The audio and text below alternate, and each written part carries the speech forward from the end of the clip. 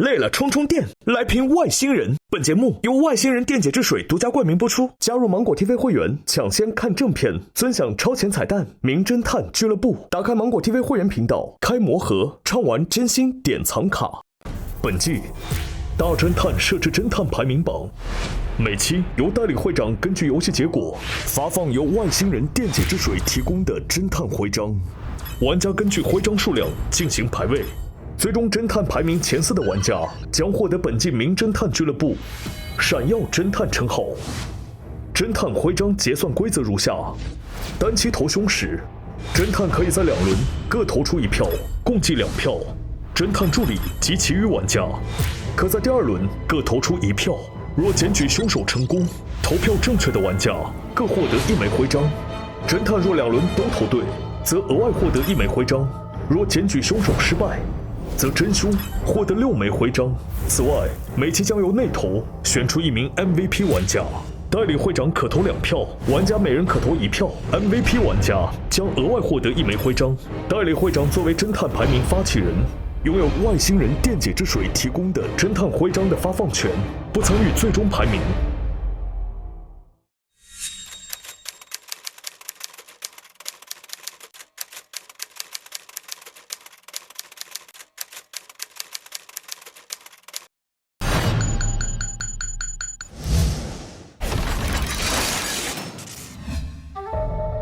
江湖浩渺，英雄辈出。当今武林以山海为首，山海以真武林为尊。近日，芒朝当局广发英雄帖，邀请天下各路豪杰参加武林大会，选举武林盟主。山海派带头响应，并时隔14年首次开放山海阁作为决赛地点。山海阁，我姗姗来迟。那发生了什么？啊！已经死了，甄小武。甄小武怎么从2楼掉了？这是发生了什么事？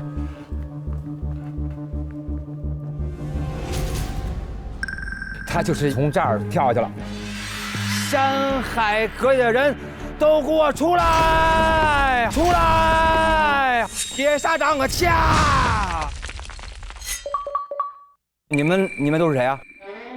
我是黄小厮，这是我的跟班。那边出事儿了，你不知道吗？刚才是谁在狮子吼呀？出什么事儿了？出什么事儿了？这个大门不是锁着的吗？不是，我们今天应该是闭馆的，你怎么进来了？对呀，你怎么进来的呀？我用我的铁砂掌一下就打开了。各位，谁在这儿喧哗？哎呦喂，这位帅哥，你好，你好，你好，哎，你好，你好。怎么了？出事了？我跟你们说，咱们这儿出现了一件特别难以置信的事情。刚才我来到此地山海阁的时候，我看见2楼坠下来一个人。哎呦！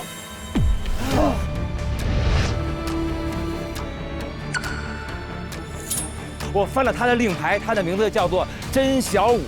小武？小武？什么？小武？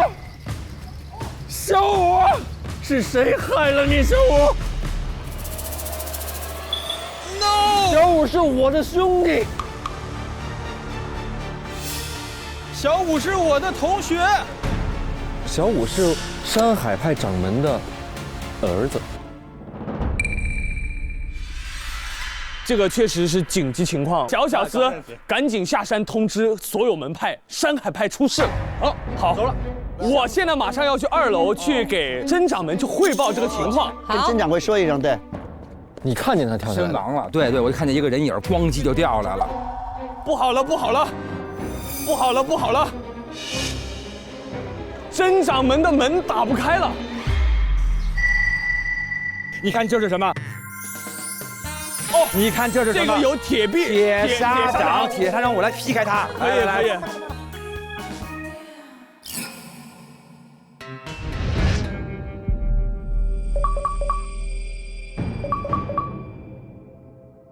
甄掌门不会也出事了吧？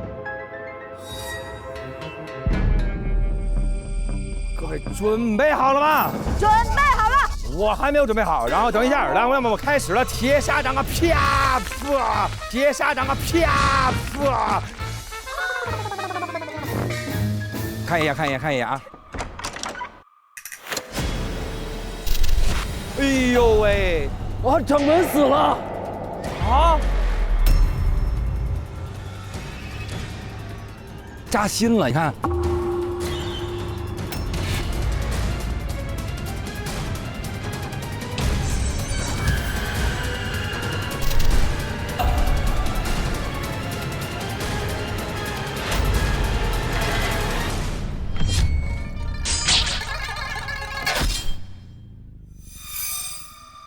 山海派不可一日无主，掌门既死，我身为大弟子接任掌门，接任掌门。掌门已死，而且他儿子也被杀了，现在只能是你继任了。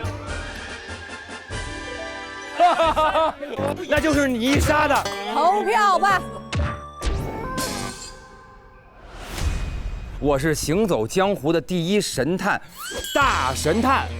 介于我不在现场，还有不在场的小厮，所以我们就是今天的侦探。谢谢。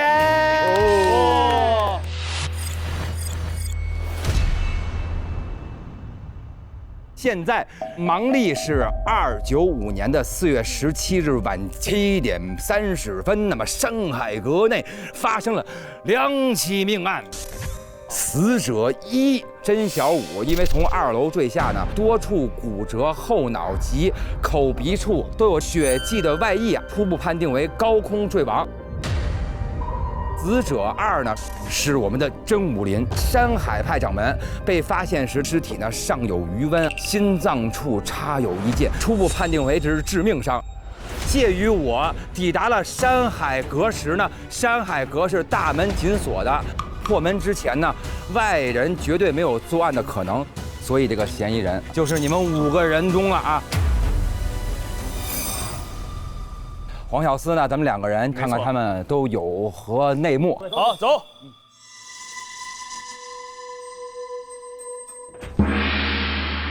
今天各位肯定很好奇，我为什么会来？是对啊。有人认识这个吗？这个是一之竹，江湖上一个怪盗叫一之竹，因为他每回要偷盗的时候都会留下来这样一个信物啊。我这个收到了一份挑衅信，这个是一之竹写的啊，他是在这个盲历29年4月15号给我前天，对，来这封信。盲历295年4月17日晚7点30分，我将亲自前往山海阁偷盗至宝。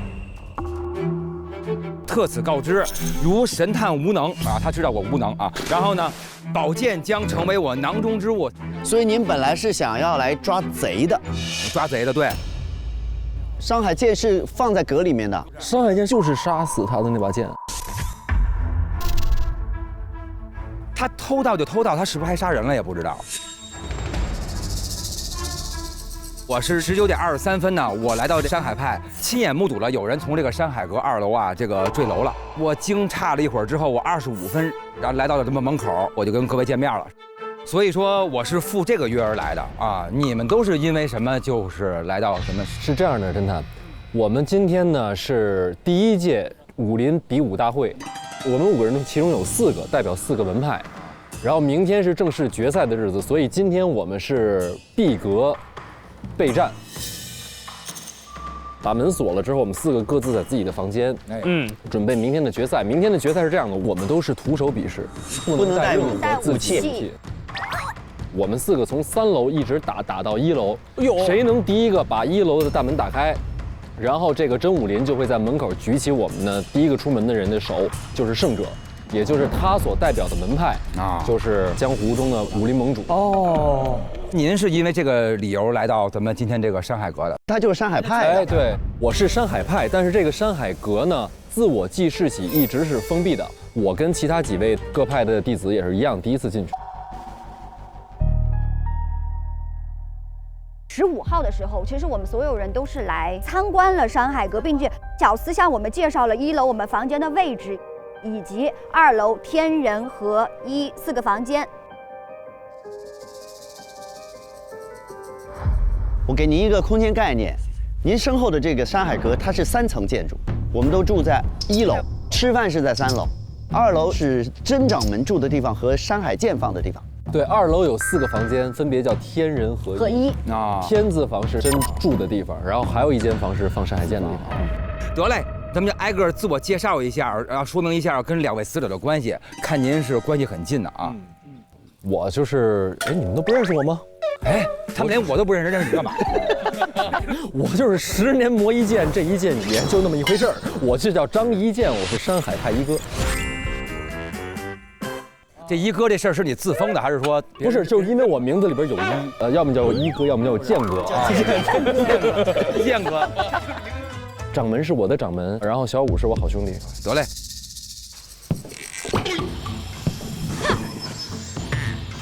嚯，叉要劈这么开吗？我若自称老五，在座皆是老六。你干嘛从老五开始评自个儿啊？一般不是说如果我称第2，你们没人敢说第1。我第一次听说，如果我说老5，你们都是老6。在下就是丐帮弟子荣小启，兄弟们都叫我酷启酷盖。哦，酷盖酷盖。那您跟2位死者有什么关系啊？就是我只是来这儿来争当武林盟主的，等于是主办方和那个参赛者的关系。对啊，你在你们丐帮是老大吗？我若自称第5，他们皆是老6。咱就是说呀，他们那儿一共人也不多，是不是？就是一个小型单位。行，那就下一位。药，切克闹，药王谷可不得了，灵草仙药遍地找，里面的少谷主更是不得了，身轻好似云中鹤，一生医术无人克。因为在下就是药王谷的少谷主陈药师，我是未来的神医。未来的神医。我爸爸现在是神医嘛？啊，还没学呢。学了，等我爸爸。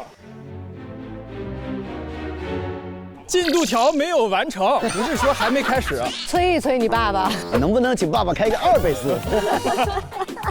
我跟真掌门认识，然后跟真小五是好朋友。哎，那你跟他是好朋友，你跟他也是？是这样的，我们山海派是江湖第1大门派啊。然后呢，有一些小门派呢，其实会送到我们这儿听学。他们是教育行业的，我们是医疗行业的。来扶着旁边那个陈说吧，来。你看，上来就扶了一下陈。吾日三省吾身，吾是不是太客气了？哇，好酷！这招苍蝇还是什么呀？啊，吾是不是给他脸了？给他脸了。吾是不是该动手了？暴躁。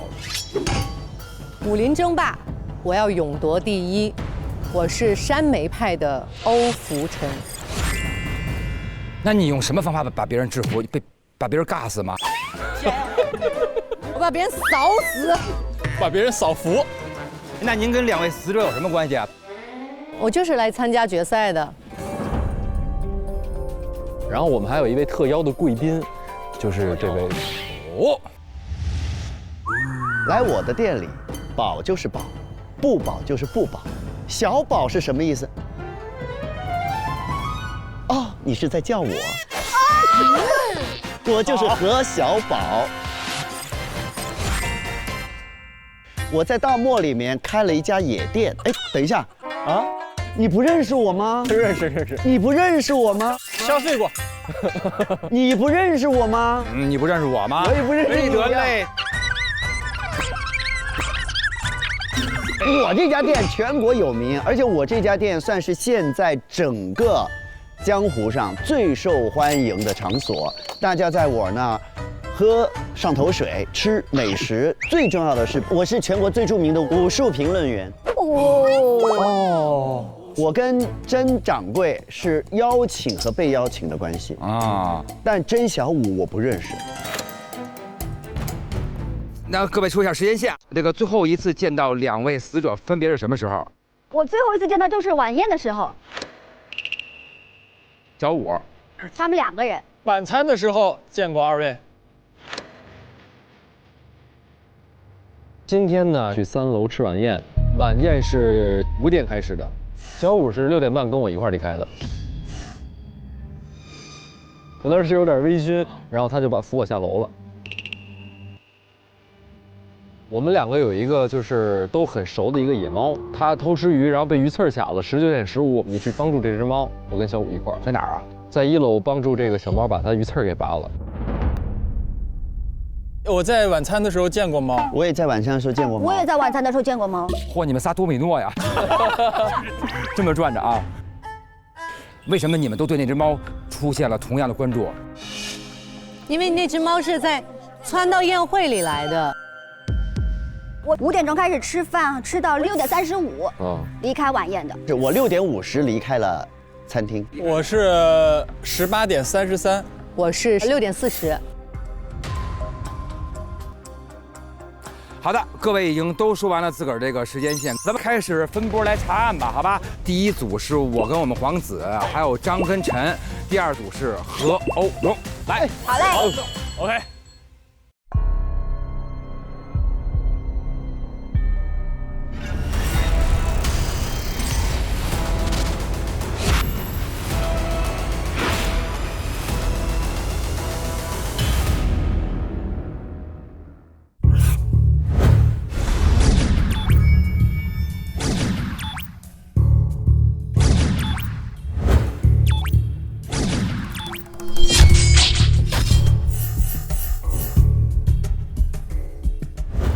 第1轮现场搜证，7名玩家分为2组轮流取证，限时10分钟。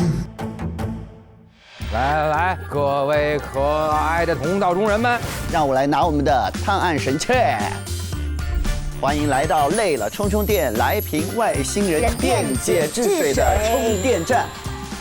外星人电解质，请各位念出外星密语，点亮充电站，抽取有阿外舞动 buff 的外星充电机，赢得奖励吧！累了充充电，来瓶外星人 ，yes！ 哇！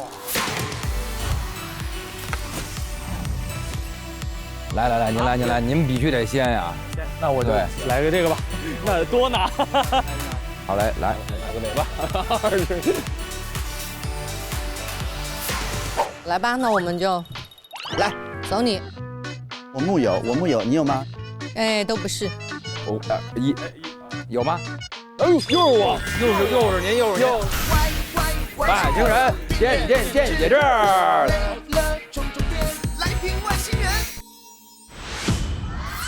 走，出发 ，Go！ 我们这搜证能力还要什么多余的时间？就是。Let's go！ 来吧，挨个搜。山海哥，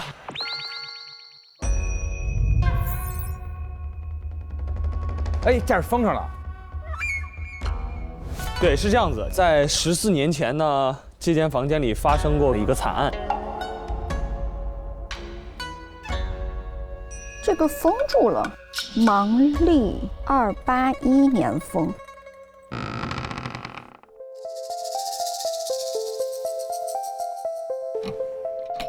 这是什么地方呢？这是一个被封禁了的房间。这还有血吧？这是一滩血迹吗？对，我也觉得那是血。我们这个前掌门郝掌门他的徒弟，亲手用山海剑把郝掌门刺死了以后，自己从上面跳下去坠亡了。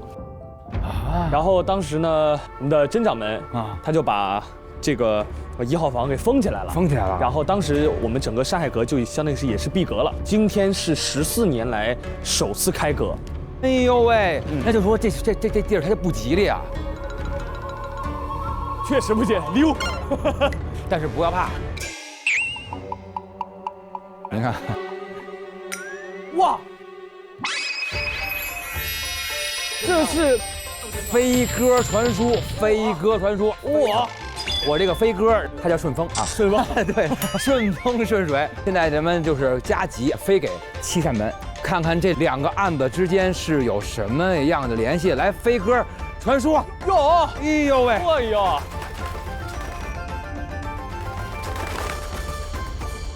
那就我们来看天号房，也就是真死的这个房间啊。当时应该是这玩意儿挡住了这个门，所以我才推不开。对，接下长个啪啪。为什么要挡住门？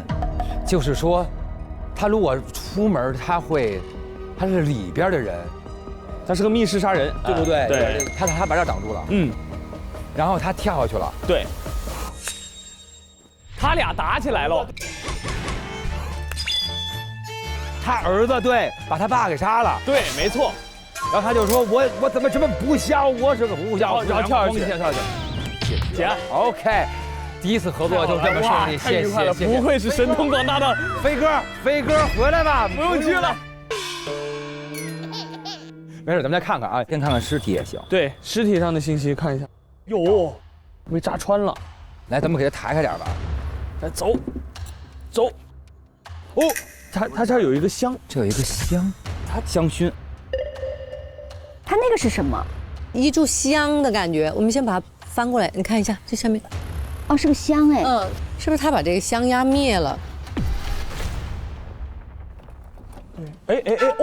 哦，这么多香啊！饭后一炷香。哦，那就是说他是从饭后开始点的。按这个香，这样感觉烧了多长时间是吧？这意思？对，烧了差不多1/3。那我去荣小启的房间吧。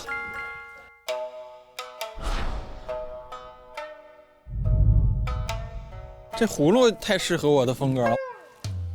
我看看你葫芦里卖的什么药。啥也没有，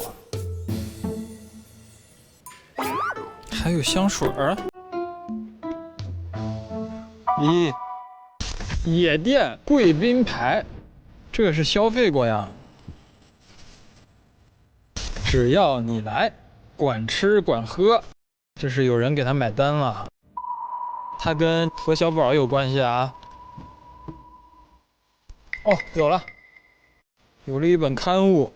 黯然小混账，虎皮白骨爪，这都集各家门派之所长。哎呦喂！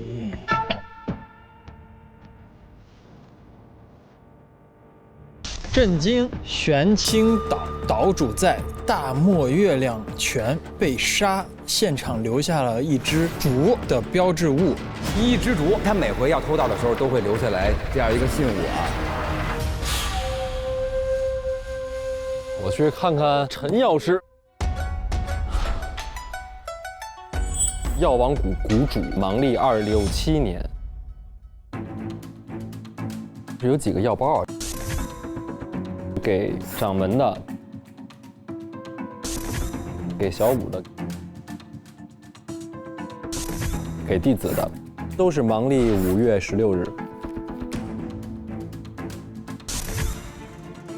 配方里面给小五那包稍微多了点东西。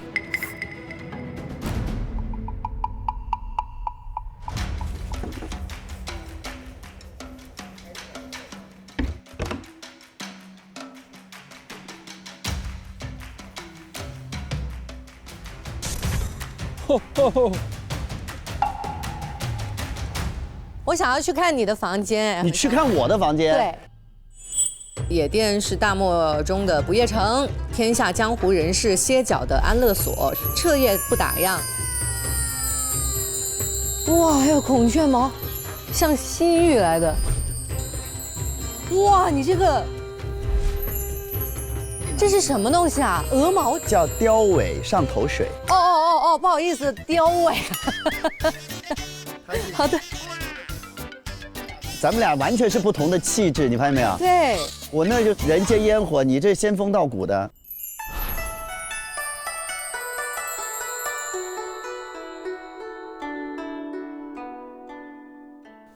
哈哈，这里有个盒子，应该有东西吧？嚯，万毒精，我们欧会下毒哎，厉害吧？软软草只有药王谷一处能产。哇！你去了药王谷，那么这个里面有什么？这里面有东西呀。哦，好精美呀！七毒教地图收到，参与门派我已集齐，一举歼灭七毒教。真武林，真武林还来往甚密，还是不认识，骗子。江湖英雄榜榜一大侠一枝竹，哎，张三丰、张一健、陈药师都是赢过的，这么多榜一大哥啊！江湖快报，寻女启事，特报，朝廷举办武林大会，广发英雄帖，邀请天下各路豪杰参加山海派掌门真武林带头响应。真武林为什么带头响应？你的时间还有3分钟。河中河中河，哇！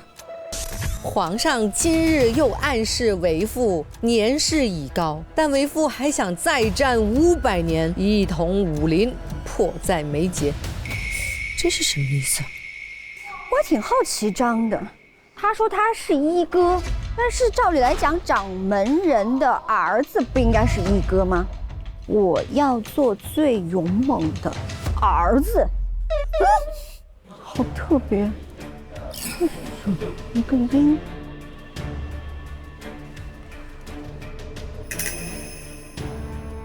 一个密信。我发誓，此生我必铲除七毒教余孽。七毒。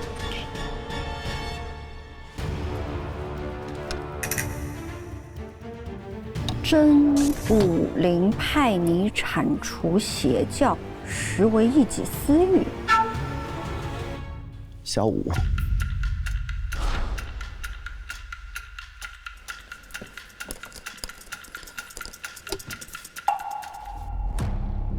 江湖名人报。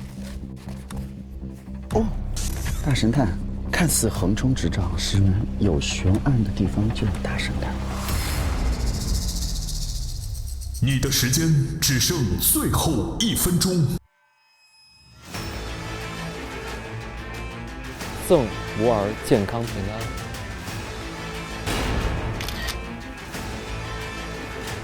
这么明摆着的证据吗？嗨，哎，得来全不费工夫，是不是？咱们这个这有一个构造图哎，这3层就是每个之间多少米，就是它每层都是转。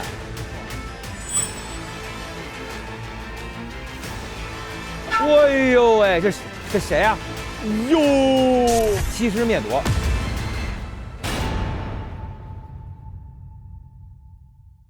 哇，你看看，哎，这是不知道啊？中间啊，你看这个4边有青龙白虎，对，玄武朱雀是在南边啊。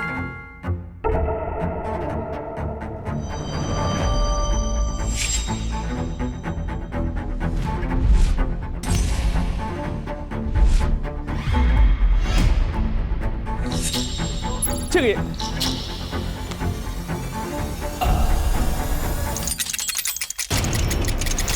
哦，我就说这能转，就是它其实能转。倒计时开始，10、9、8、7。你看它这个白虎、青龙、玄武啊，它方向错了。哦，会不会整个这个3、2，对，他就不知道中南西北了。时间到，请玩家离开现场。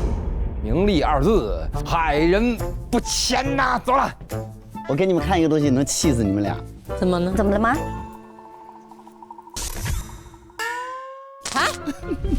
不足为惧，籍籍无名。我很厉害的。什么？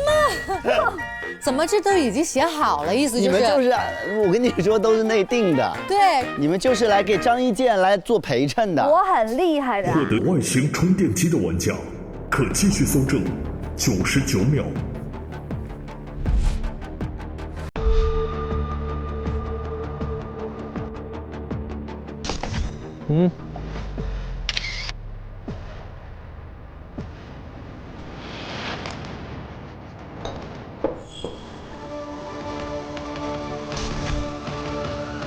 时间到，请离开现场。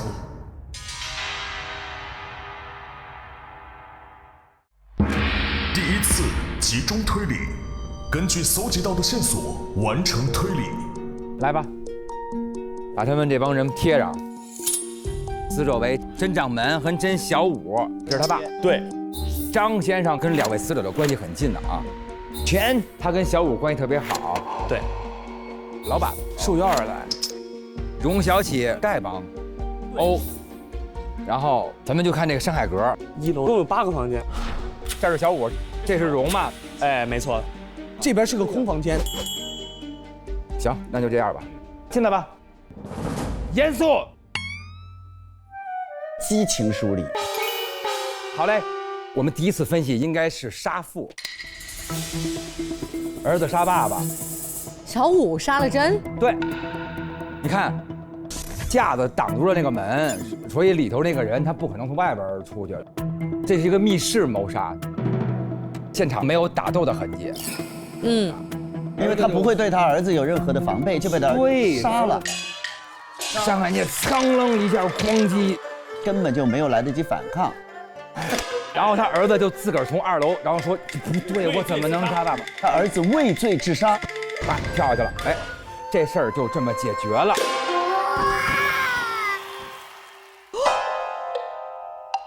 就这，哎，对。啊，然后大家觉得我们的智商还是非常好。可以，当年能赢兔子也是不容易，对不对？我觉得就不只是智商，而且有勇气，有勇气，居然敢说出来。人就是有脸，对不对？来，有请我们的第1位是我们的荣。好的，老五整。我去的是张的房间。 OK， 他说他是山海派的一哥，但是在我看来呢，掌门人的儿子才应该是一哥啊，不应该是小武，我就觉得有点奇怪。然后呢，一进门，他的屋子有一张非常大、非常醒目的“我要做最勇猛的儿子”。我要做最勇猛的儿子。扑棱蛾子是不是？你是？这个理想确实是让人匪夷所思啊。是这样的，师傅嘛，他既是我的师傅，也是我的义父。啊，其实你是义子是吗？我是义子。啊，就是咱们这位小武啊，他从小体弱多病，不能习武，所以他这个门派其实是不能传给小武的，他只能传给自己的弟子，他就收了很多其他门派的听学弟子。为什么我说我是我们门派的一哥呢？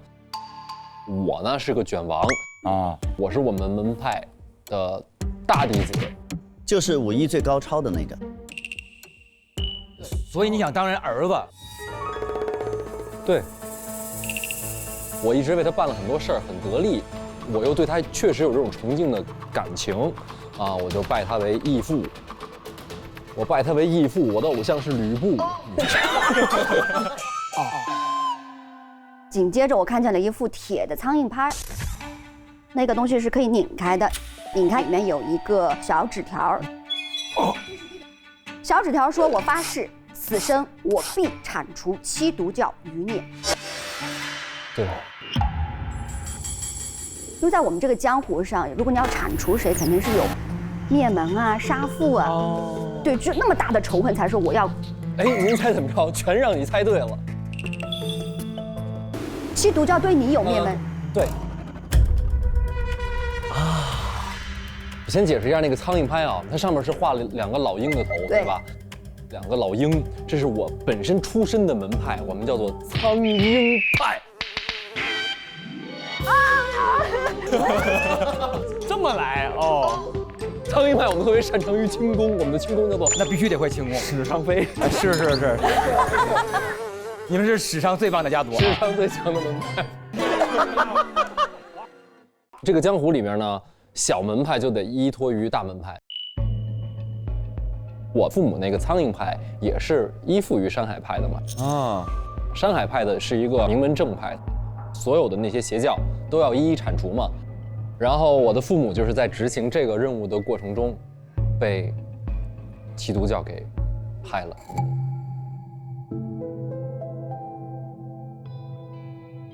你确定他们被基督教害了啊？还是别人告诉你的？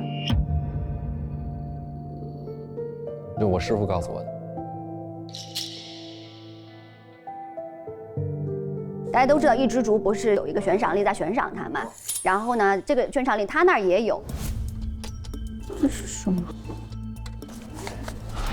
哦，悬赏令，悬赏是1000两。我跟一枝竹曾经有过一次交手，然后是我的一个耻辱。啊，怎么了？在我的野店，野店其实里边有一个舞池，就是供江湖人士在里边切磋比武。Come on, baby。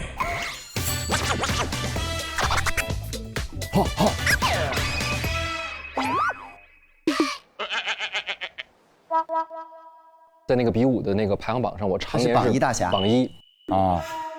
这个时候就有一个很轻狂的一个怪盗叫一枝竹，他给我下了一个战帖，然后我们在打斗的过程中呢，其实纯武力值上我并不会输给他，但是他中间给我下了一根针。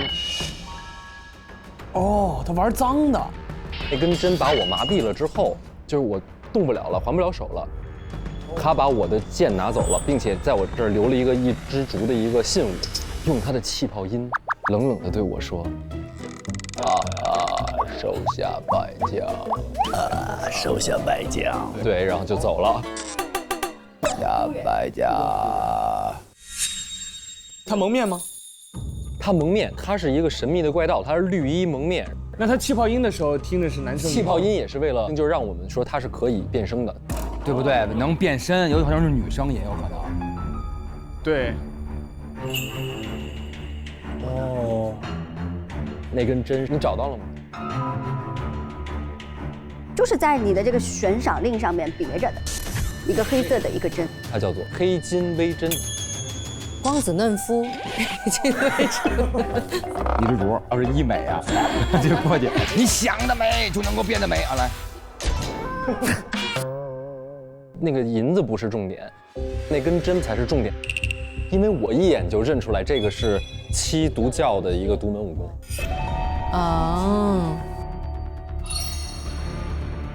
好，你那么恨七毒教，可是为什么你灭了那么多别的教呢？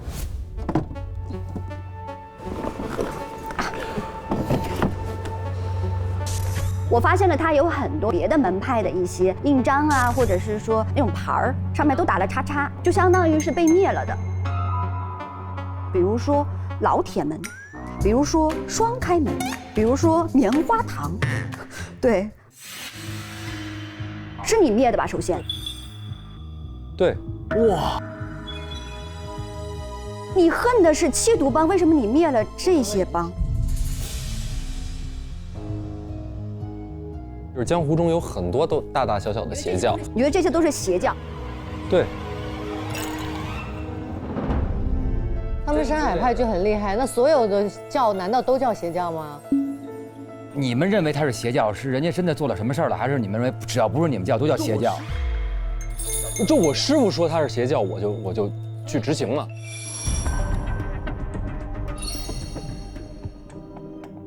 有问题。他刚才说的就是他特别崇拜他的师傅，师傅要他除去所有的邪教，他就去除去了所有的邪教。但是呢，我在一个密盒里面看到了有一个纸条说，真武林派你铲除邪教，实为一己私欲。啊？就是有人给他写了一个小纸条，告诉他说你被利用了。这就是一个莫名其妙的人给我写这个信，我当时觉得这就挑拨父子关系的嘛。这不就是挑刺儿吗？对，就是挑刺儿，挑拨离间。一个陌生人给个纸条，我怎么可能信呢？他还是又去调查了。他怕打脸，后面那我为什么会信呢？来听听看后面。不管他相不相信吧，反正他去调查了。然后我就搜到了一个调查笔记。我乃棉花堂幸存弟子，小儿真武林，既与棉花拳，便派人灭我门派。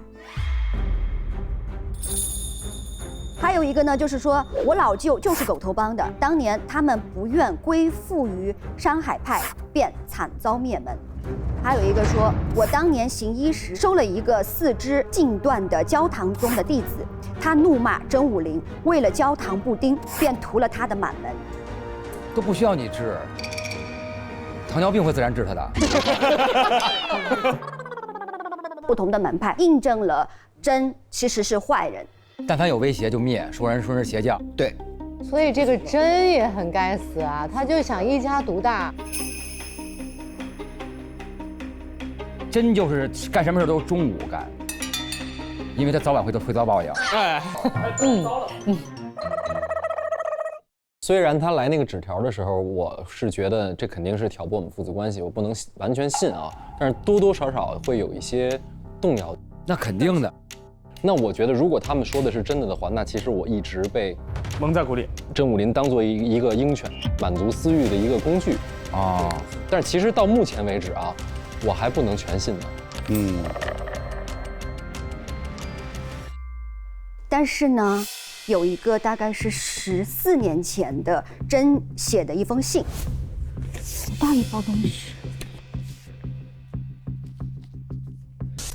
真说七毒教地图收到，参与门派，我已集齐。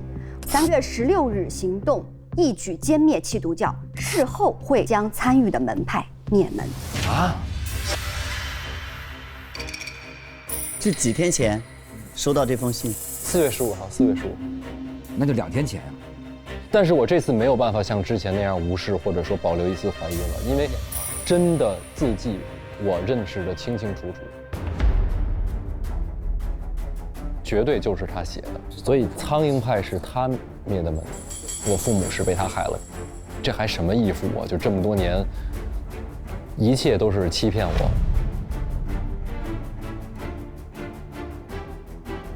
这封信里面还放着一把小木剑，上面说你用以刺向旁人之剑，终将刺向你。刺向旁人之剑，就说的是我吗？我就是他的一把剑嘛，然后我现在要反水了嘛，就代表他的目前的心意已决。杀机很明显。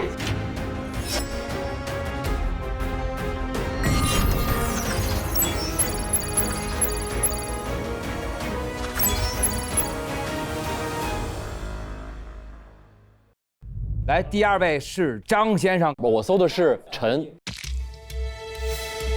药师的房间里面有一幅这样的画，上面写的是药王谷谷主，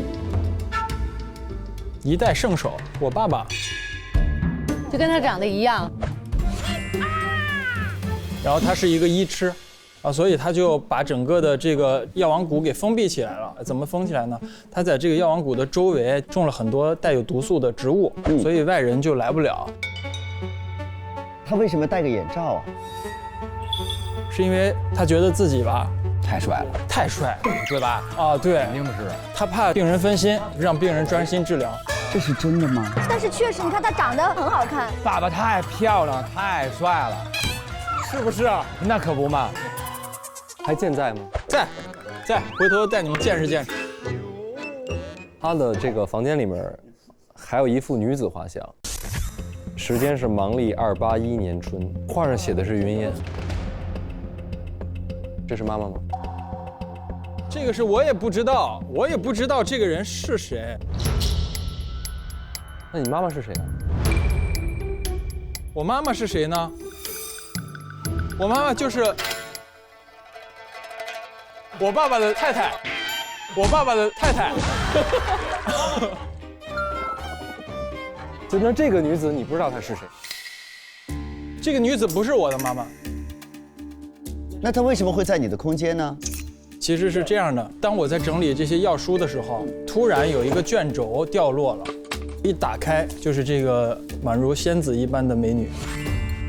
当时我一看，我就觉得哇，太美了，我就拿着这个画，我就问爸爸，我说爸爸，这个女孩是谁呀？这倒霉孩子，这事能乱提吗？别让你妈知道。你们真没有生活呀！我爸爸啊，脸色大变，赶紧给我烧掉去。哦，烧掉。画中的女子太漂亮，我就没有舍得烧掉，就留下来了。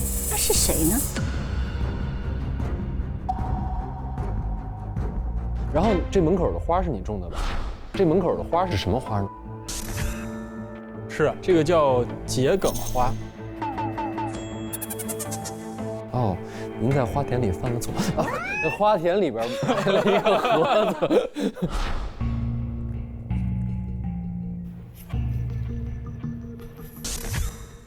但是没有脸，为什么？您老是动人家的海报干嘛呀？这一张一张海报往外拿。这是我画的。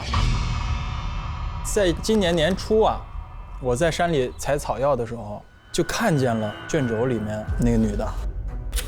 那女的啊，年纪很大了吗？年纪不大，但是长得确实跟画里的有几分相似。那为什么你画的没有脸呢？因为我觉得啊，我画不出来她的美。哎呦喂！他有跟你讲话吗？然后他气泡音吗？神经病！他见一美女，那美女说你要干嘛呀？他没说话，一转眼的功夫他就不见了。但是过了几天，我在采草药的时候啊，又看见他踉踉跄跄的就晕倒了。我就冲上前去一看，他好像是有点中毒的痕迹。哎呦喂！山谷里呢，周围不是有那个毒的植物吗？我就把我们家里祖传的那个药包塞在他的身上，可以避毒。这样我就把他带回了这个药王谷。我治疗了他到第3天的时候，他突然间消失了。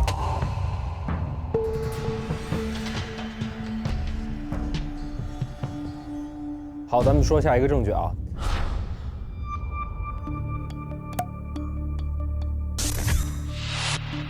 盲历284年每日课程，就是我们在听学的时候，他画了2个小人儿，一个是一个努力锻炼的人，还有一个是一个体弱的人。他给这2人起名，一个叫显眼刀，一个叫病秧子。这是我和甄小武嘛？然后他在2个人身边，一开始都画了2个叉，后来他又把甄小武的那个叉去掉了，在旁边打了一个勾。这是什么意思呢？是说你不行吗？你不行吗？你不行吗？我怎么不行了？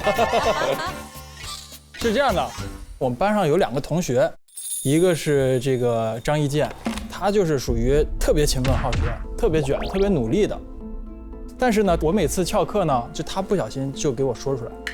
然后，但是还有一个同学呢，就是甄小武，我出去翘课的事呢，他误打误撞还帮我圆场，然后我就觉得他还行，这个人还挺能处的啊，所以我就给甄小武打了个勾，给张一健呢打了个叉。所以说你跟小武的关系也不错，对吧？不错。小武其实是我们班上很特别的一个存在，他是掌门的孩子，他又不能习武，然后他其实跟我们俩处的都不错。我跟陈上学的时候互相看不顺眼嘛，然后我就想教育教育他，我就追着他，但是呢，他们门派有一个不，我追不上他，我就更气了。我说这人怎么不听我的教育？然后这个时候小武就过来找，哎呀，别气，咱们一起去吸猫吧。哦，维护同学关系啊。哦。下一个是甄武林给他爸写了封信。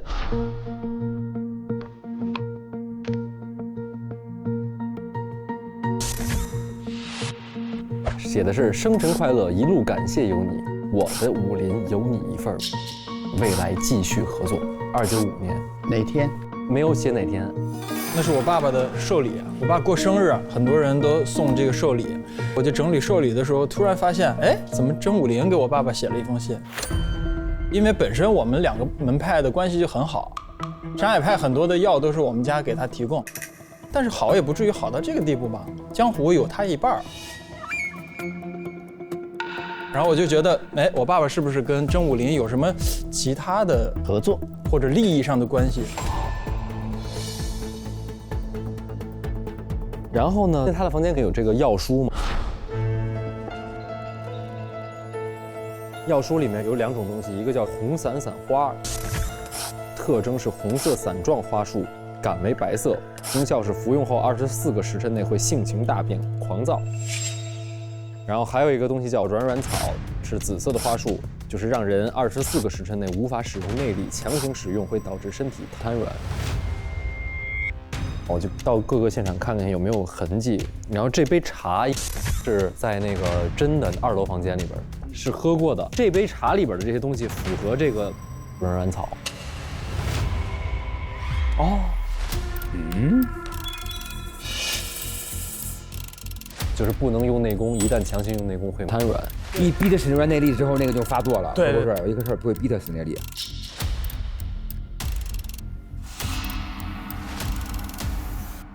然后呢，我们这个山海派地处的地方呢是有很重的瘴气的。哦，各位来参加比武2、3天内没什么影响啊，但是我们常年生活在这儿的人必须服用由药王谷为我们特调的这个药包，而这3包分别是给掌门的、给小武的、给弟子的，时间都是芒历5月16日。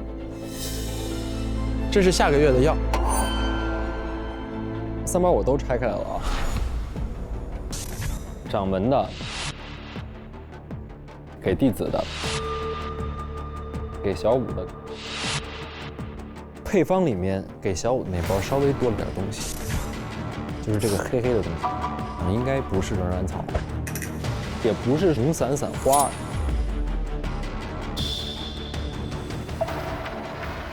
你查出来是啥东西了吗？查出来了。你那么好学呢？卷王人家卷王，因为那本药书被撕掉了一页。那么撕掉的那个东西是什么呢？在小武的空间里发现了，就是他撕掉的那一页。这个东西叫做乌头，特征是呈不规则圆锥形，功效为散寒止痛药，然其有大毒，长期服用神仙也救不得。用药禁忌，不宜与川贝贝同用，否则会有副作用。这里面它应该是乌头，而在这本书的旁边呢，有一个东西叫做杏仁膏的包装，里边是没有的，应该是吃过的啊。这个配料表里边就有这个川贝贝粉，他特意给它圈出来了。同款的杏仁膏也在小武空间里有。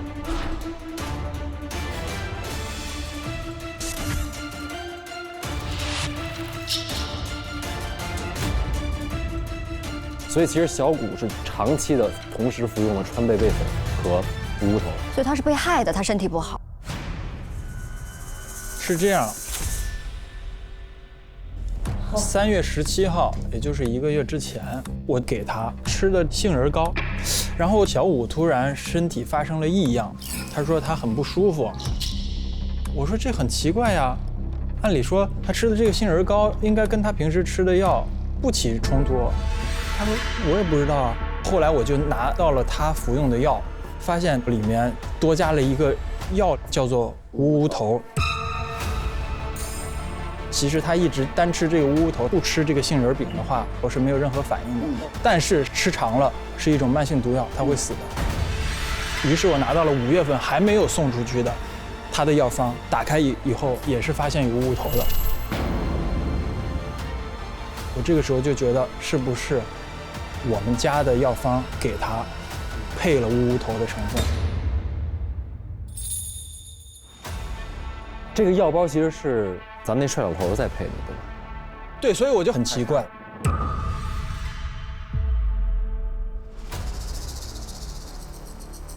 然后小五身上有一把小剑，上面写着“赠吾儿健康平安”。咱们参与比武的人都是搜过身、过安检的，对，不可以带任何武器。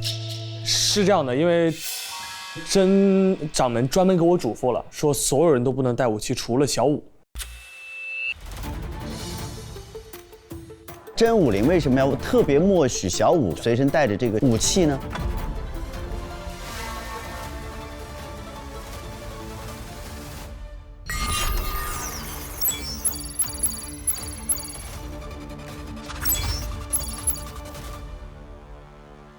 那我们下一位就是全，我对，该您了。我去的是老五的房间，老五，老六前面那个老五啊。哎，这说谁呢？我若自称老五，在座皆是老六。说老五你还不翘腿，还等我点你名儿？发现啊，老五他表面上是一个小盖，实际上啊，他有这个野店的贵宾牌。哦，难道他本身是有钱的人？我装穷。后来发现确实他是真穷啊。上面写着小邋遢。真呀真邋遢。就是他，真呀真邋遢。只要你来，管吃管喝，但是没有署名。我觉得能送出这个 VIP 卡的，也只有野店的老板了。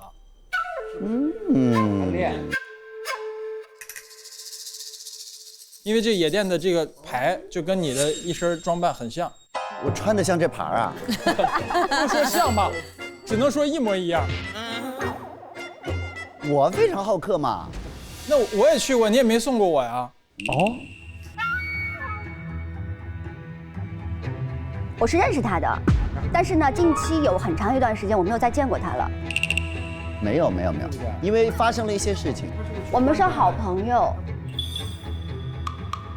因为野店什么都有，然后经常呢就去喝点便宜的上头水，然后呢也会去厨房偷一点好吃的，比如说烤乳猪啊什么的。是我接到有人报告说有个小乞丐经常来店里，他每次呢就点一杯最便宜的上头水，然后呢这人就不见了，乳猪也不见了。就会有投诉说我们点的乳猪怎么还没上啊？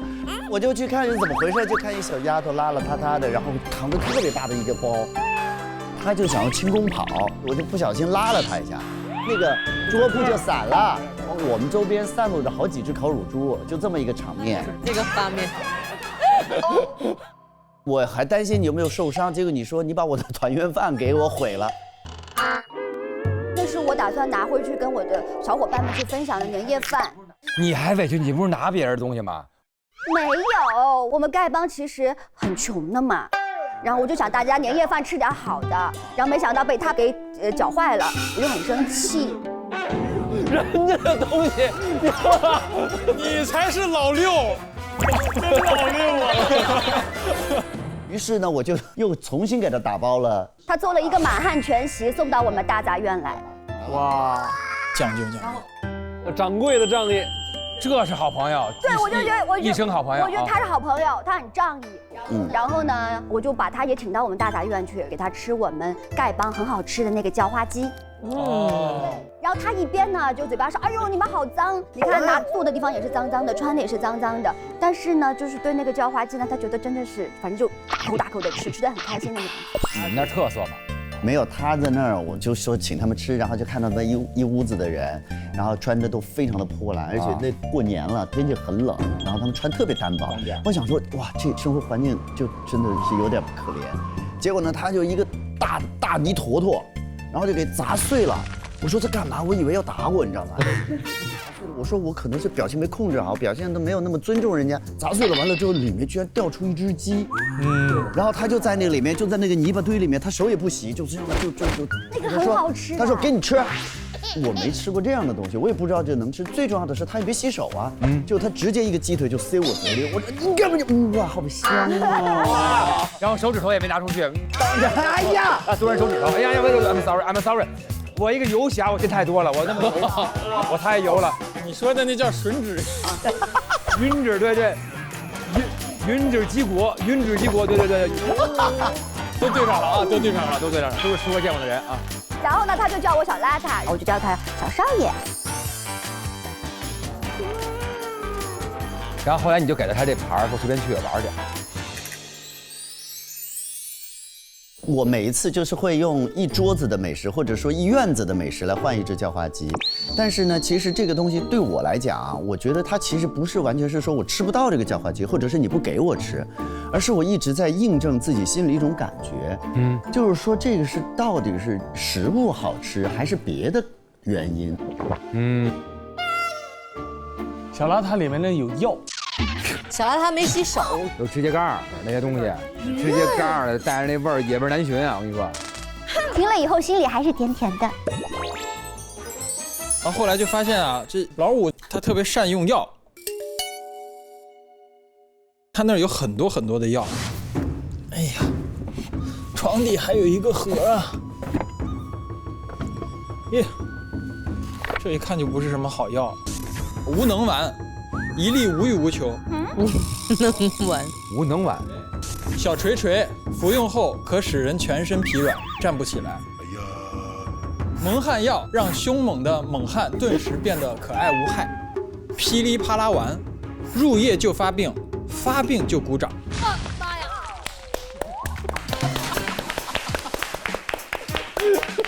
这个病是说你吃完这个药之后，一到晚上就开始鼓掌，是吧？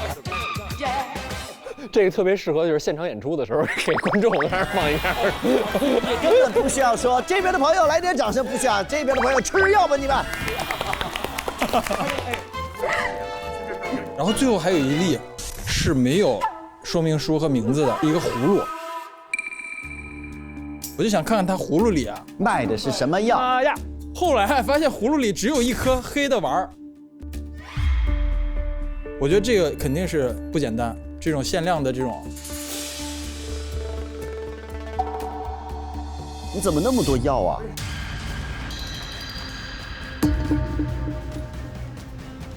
你别挠头啊！他的意思就是说，你看那个丸儿啊，是我一直这么挠啊，出来就是长出来的。哎呀，这些药丸呢，都是我跟江湖各大门派的朋友们借的，就像我借的乳猪一样。探来的啊，探来的啊！这一颗是从哪儿借的？在我很小的时候，我遇到了一个王婆婆。王婆婆，然后她当时受伤了，我看见她的时候呢，她非常的防备，然后一下就几个那种微针，就是黑金微针，基督教的针啊。对，然后就飞过来，直接上来做医美。哇，说我要你好看，然后果然好看了。对，我从小也是习武的嘛，所以一下就用我的轻功飞了一下，就没有刺伤我。然后呢，这个婆婆就跟我说我受伤了，小朋友你能不能帮我去找一些解药？是不是他刚刚这么打你的小朋友？刚差点给你弄死。王婆婆是不是误会了先礼后兵这个成语的用法？可能一开始还没有看到是我一个小朋友，就是有点动静就直接飞过去了。啊！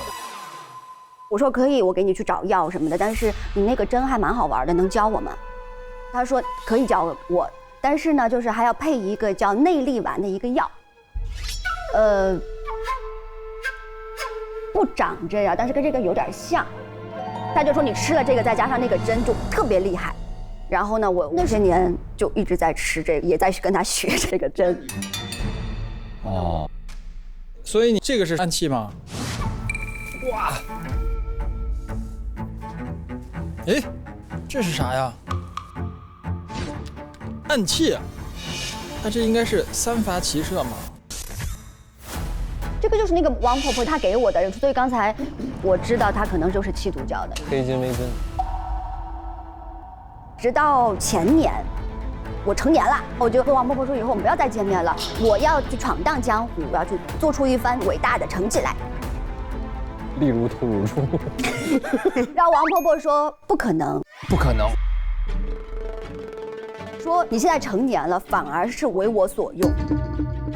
你以为我给你吃的那个内力丸就是内力丸吗？它其实是毒药。哦，我不相信。后来我就跑了以后半年之后，我确实是浑身痛到晕倒，我就知道他真的是给我下药了。那最后这个是啥？这个是解药。他说这颗解药管半年，我半年给你一颗解药，但是你也要到各大门派去帮我偷武林秘籍。他这儿确实有很多的武林秘籍，独孤九剑、九阳神经、葵花籽宝典。这个武林秘籍就是要去交换解药的啊。去年的时候，我就偷了一个叫《万毒经》的一个秘籍，给到他，他非常开心。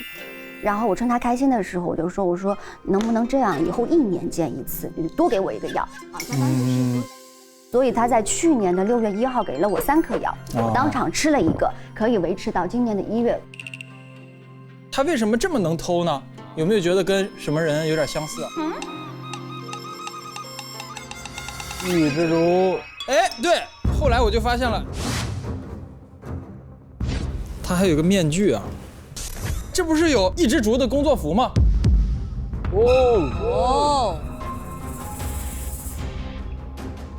哦，他就是他，因为他用那个针来扎了我，但是他中间给我下了一根针，那根针把我麻痹了之后，他把我的剑拿走了，并且用他的气泡音冷冷地对我说：“手下败将。”哦，战胜我的是不是你吧？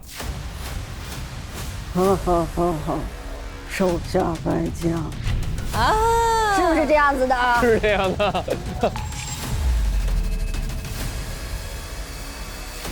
你为什么想要来赢他呀？第一呢，是如果当了榜1大侠，就可以在野店我有一个白吃的这样子的权利。第二呢，我也是想要当武林第1。你为什么用一只竹的名号？我不想让大家知道我荣小启就是榜1。本身一只竹是你自己创造的这个名字？对，是我创造的。他想当榜1，他还不想让自己的本名当榜1，他就是写了个笔名就随便当榜1。今天约我来是因为就是要跟我挑起这件事吗？那不是我干的。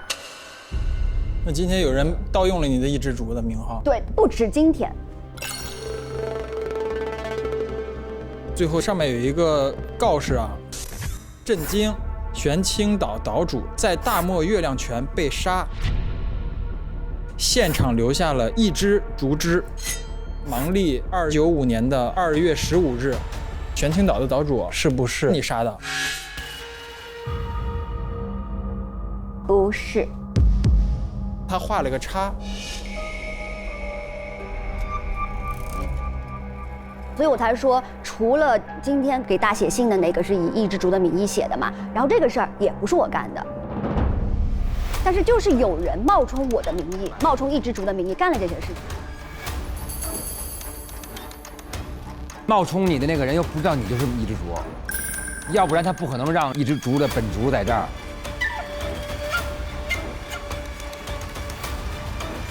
OK。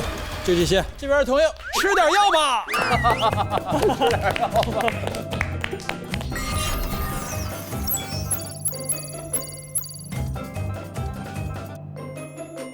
欧少女，您去的哪儿啊？我去的是野店。小宝的野店有一个公告，写着这个野店是大漠中的不夜城，天下江湖人士歇脚的安乐所，可以比武啊，还有榜单啊，还可以喝雕尾上头水啊，很快乐的地方。英雄榜1大侠的这个榜嘛，一只竹，然后张一健，包括陈药师都成为过这个榜1大侠的。波布啊。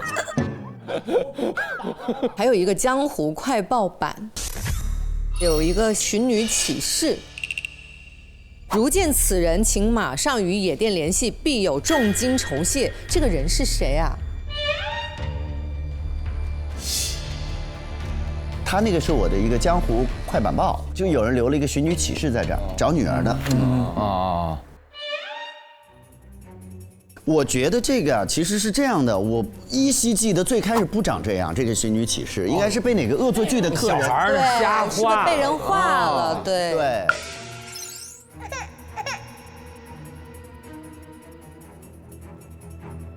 然后有一个，哇，这王爷好帅！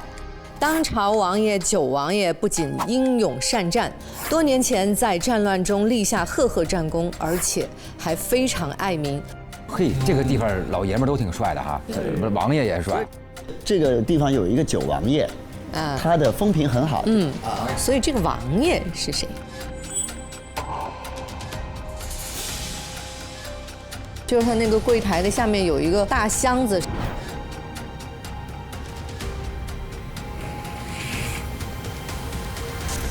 箱子上面刻有这个龙一样的这个标志。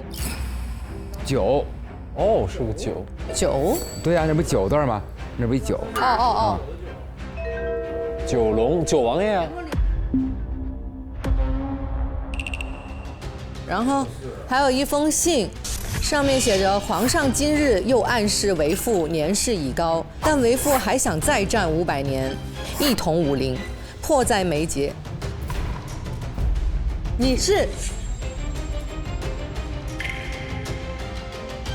我不只是野店的掌柜，我就是当今九王爷的二子何小宝。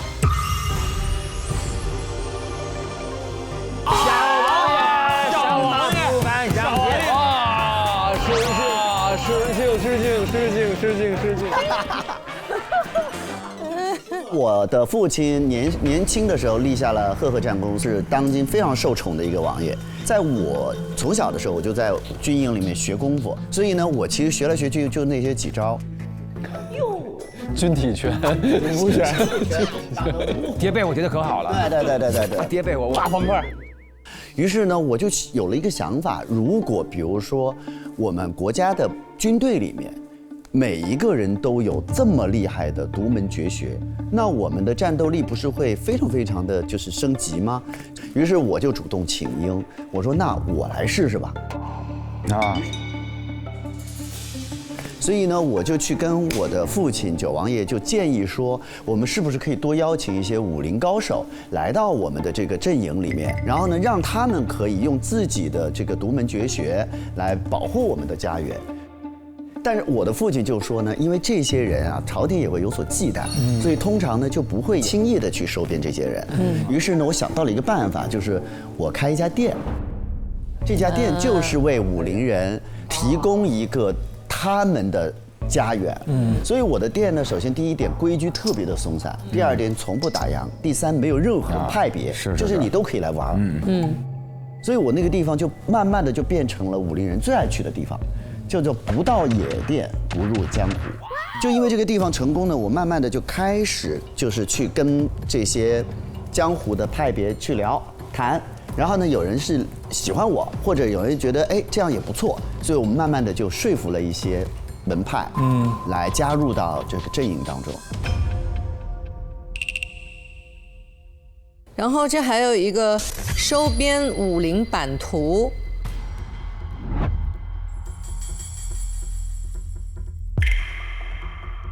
然后在这个你要收编武林版图的这个版图里面，有一些比如说翻滚派啊、形意门派啊、向日葵派啊、火腿肠派啊，都已经被打勾了，就已经被收了的意思应该。那现在目前还有很多门派啊还没有收编，上面这个圈圈有一个印是玄铁，是什么意思啊？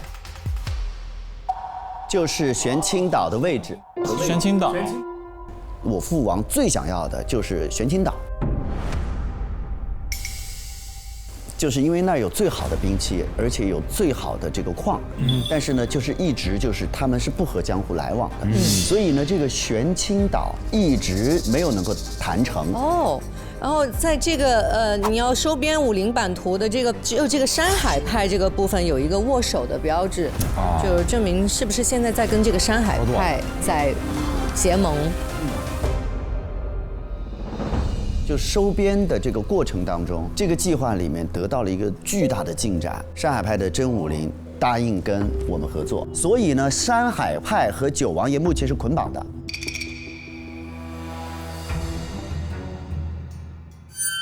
下面还有一个特报啊，特报说朝廷举办这个武林大会，邀请天下各路英雄参加，真武林呢带头响应。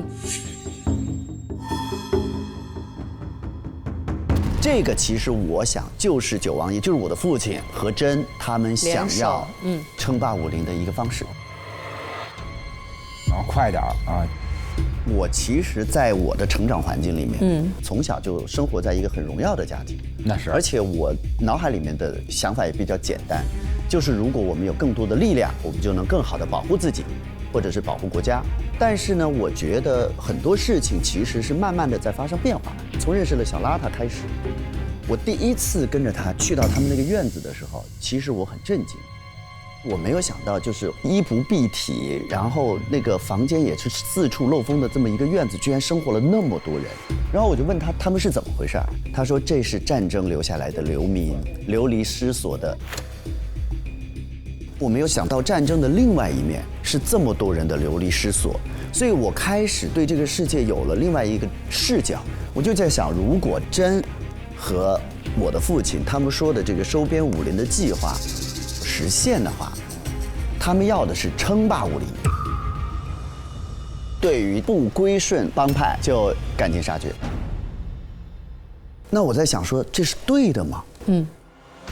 或者这样好吗？那样的话，野店那种热气腾腾的各种不同门派在那里面，大家其乐融融相处的场面还会有吗？我突然就发现不对呀，这有点问题。我就给我的父亲特别真诚地跟他提出了一个要求，可不可以停止这个武林收编的计划？我说我觉得这样不好。然后我的父亲就给我写了一封信，就是说为父还想再战500年，所以这件事情是不可以停下来的。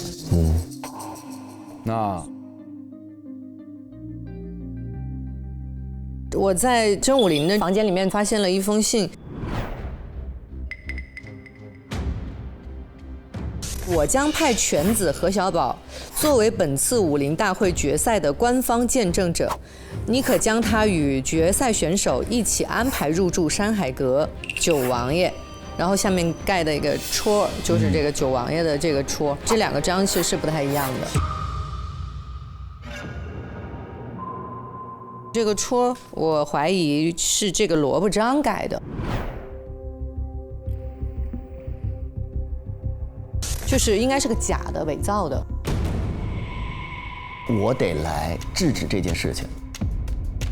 于是我就用九王爷的名义，让真邀请我作为唯一的一个贵宾，作为一个武术评论员来到现场。那你能做什么呢？如果你去现场的话，我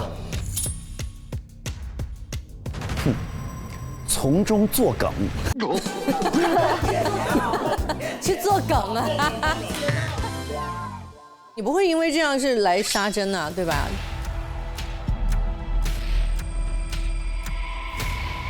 这可能是一个比较极致的方法。杀了他就能暂停这个计划吗？我能想到的就是我不能让山海派的人得到霸主。就是山海派赢了，等于你们九王爷家也是共赢的。其实说到底是我给父亲建议的这个收编武林的这个计划，而山海派想要完成这个九王爷的这个计划，他们派出的是他们的一哥。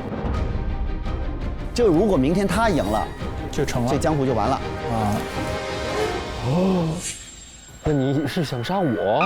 我从中作梗，就看你乐不乐了。给你下那个药，你开心了爆梗了你就行了。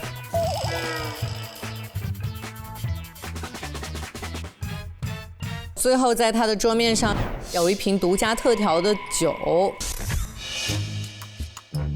来了，上面写的 1.0 版本呢是劲儿小了，喝了没有反应；2.0 版本呢劲儿大了，喝了差点死了；5.0版成了就带这个走。然后呢，这瓶酒你准备要带去哪里？就没搞成嘛。那我的微醺跟这事儿没关系。我要是喝了它，就变成魏大兄了，是吧？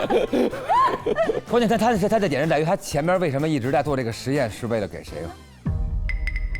就是我只能说我的这个特调，我花了好多的心血，他现在非常的厉害，但是到目前为止都没有一个人被我弄到啊。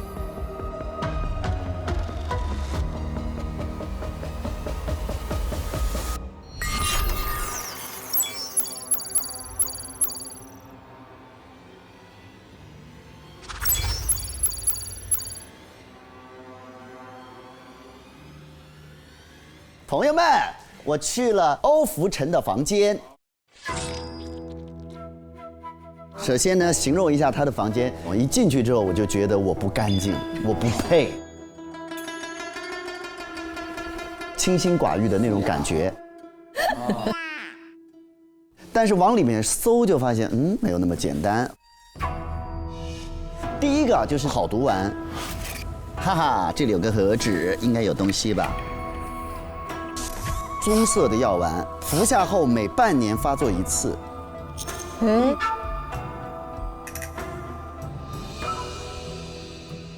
然后就是易毒丸，黑色的药丸是好毒丸的解药。唯有是你吃的吗？常年服用的。还有一个万毒经，药王谷里面药物的教材。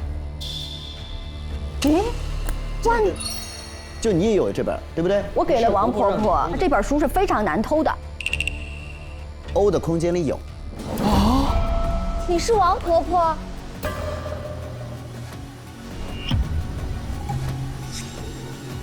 没错，我是王婆婆。啊！不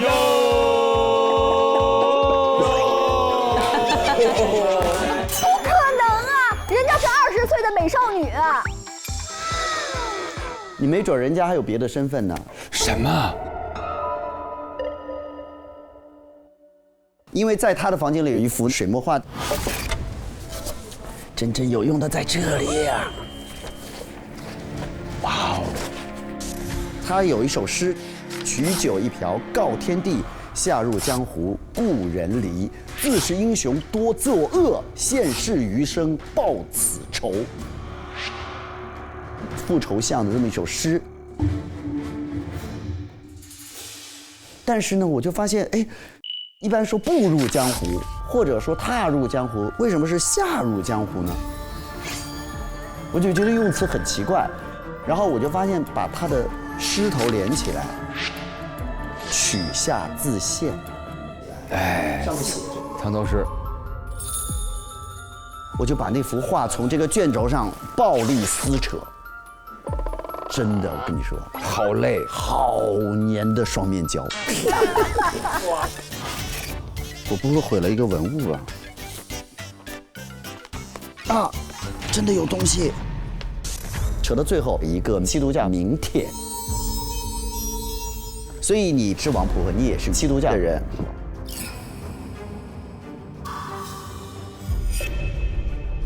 对。基督教。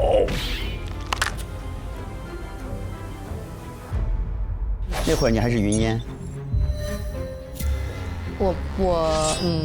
你还是神女，我只是这个教中的一员。云某，对，听起来好不厉害。云某，我们七毒教是从来不参与江湖任何的纷争的。那你们给教起这么狠的名儿，干嘛七毒教啊？因为我们的这个擅长是用这些山里的虫去制毒，来保护自己。但是呢，我们又不跟外界去做更多的联系，外界把我们传成七毒什么邪教。有一天，我们整个七毒教很莫名其妙的就被灭门了，因为根本是没有人知道我们那个教在哪里。逃生了，你就是啊。其实，在我们当年被灭门的时候，我赶回来发现了一个没有烧完的一个苍蝇拍，我就认定了苍鹰派是灭我们门的人，所以呢，我杀了你的父母。啊！父母之仇，不可不报。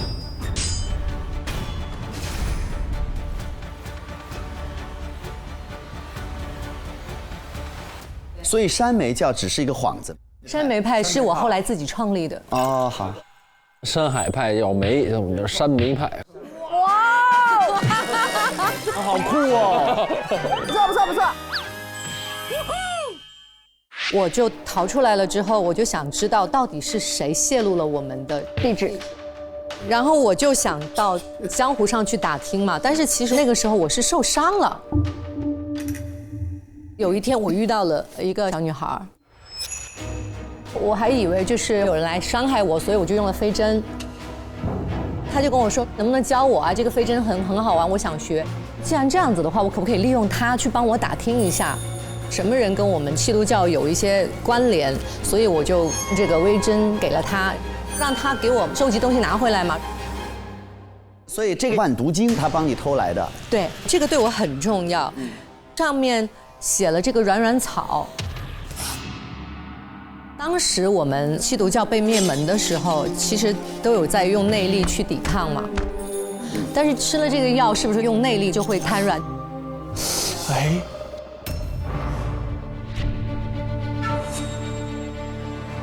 得到这个软软草这个讯息之后，我就不管它了，我就去找这个药王谷。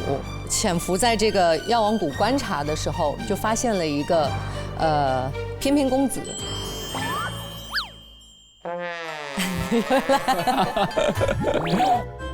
哎呦，才到这儿啊！终于来了。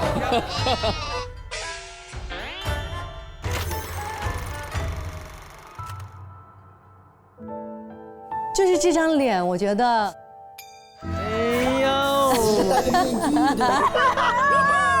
这小伙子有点意思，眼泛桃花。我觉得这小伙子挺快上头的，就利用他带我进药王谷，所以呢，假装晕倒。没有，他第一天我刚说我是药王谷的小谷主，他就不见了。欲擒故纵，就玩这种。我就想用日久生情去钓一钓他。几日之后呢，我觉得时机到了，我就吃下了我自己做的毒药，就晕倒在他们那儿了。哎呦，他就给我带了一个香囊，就把我带回那个药王谷去了。对。哦。那我们家为什么会有你的画像呢？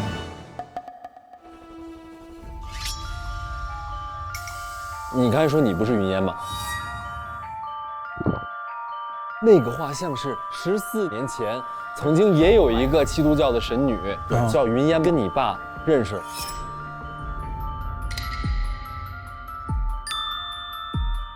哦，云烟是你娘的。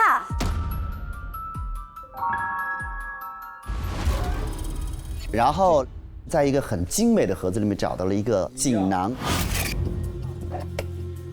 上面写着药，要佩戴香囊才能进出这个药王谷，所以这个香囊对我来讲就非常重要了。后来他离去之后呢，我就去找那个软软草，结果在他父亲的房间里面就发现了字条。甄武林的一封信，你要的东西我已拿到，你答应我的事情完成之后，会将其交付于你。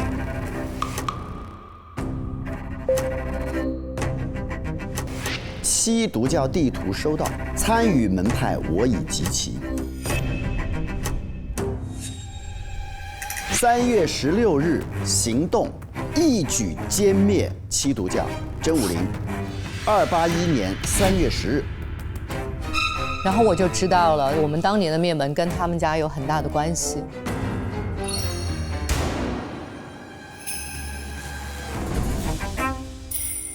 他没说事后门派参与，没说。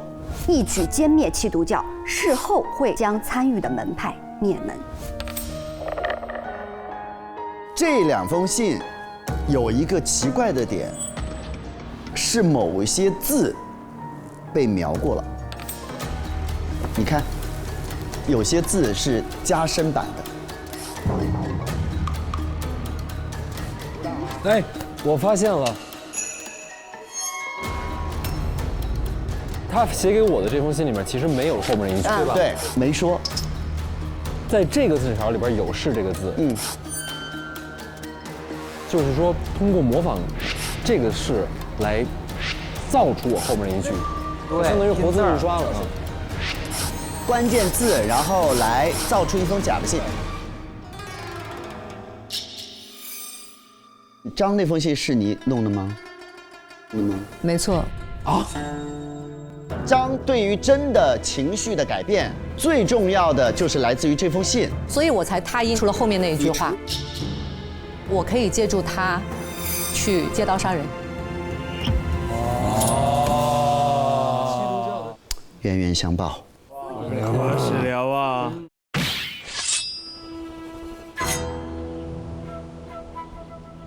接下来我还去了真那儿，然后呢，他有这个首届武林大会的4强名单。首届武林大会4强名单，荣小启，籍籍无名。哎，这话我可不爱听了。欧福臣，不足为惧。哼。陈药师，不用念了，边去，陪跑。内定的第1名是谁呢？当然是张一健呀，他是代表山海派出战的呀。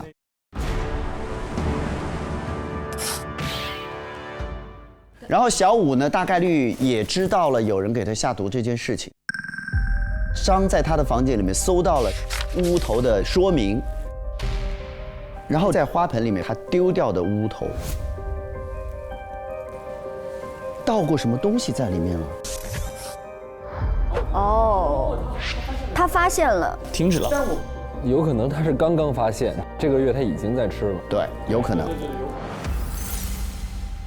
甄小武的房间里面有一个名人杂志，就记载了一个好帅的一个男孩，他叫大神探。哎呀，终于来了啊！对，江湖身份第1神探，有2个关键词被甄小武圈起来了：神探、悬案。哎，押韵了哦，他是个 rapper 啊。我怀疑今天约你来的一只竹是小武。为什么？今天我为什么会来啊？是啊，我这个收到了一只竹挑衅信啊。啊，为什么呢？他对你感兴趣。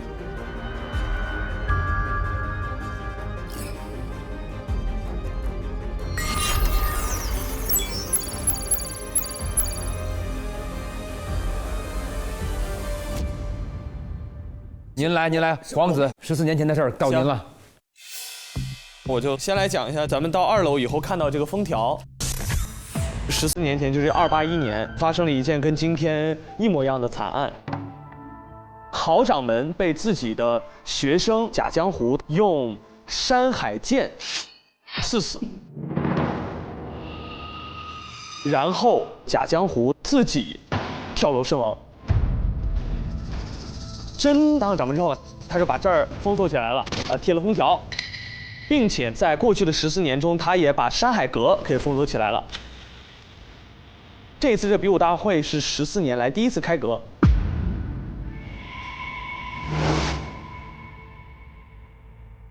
然后这张图呢，就是封条里面的房间，他的桌子上是有一些喷溅状的血渍。当时应该是一剑封喉这样子类似的方式，直接就给郝掌门给终结了。然后这个很重要，就是一个山海英雄榜。哎，贾江湖他是山海第1人，这个上面分别记录了真武林和贾江湖武力值跟地位。这个真呢，它就是叫做山海君子剑，它的排名呢是第27名，真是第27名。对，然后这个贾江湖是个天才，叫做山海第1人，他是山海排名第1名的武力值。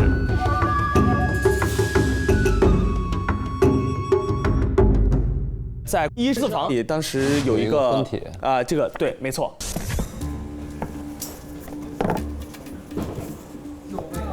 两娃联姻，两个人呢就是贾江湖跟蓝夫人。蓝夫人也就是今天我们认为的是真的夫人，但其实她当年是假的夫人。霸占了，这是哪一年？275年6月初8，这是之前呀。他和你们说是两娃是吗？两娃联姻。两娃联姻，两娃联姻，两娃联姻，两性联姻。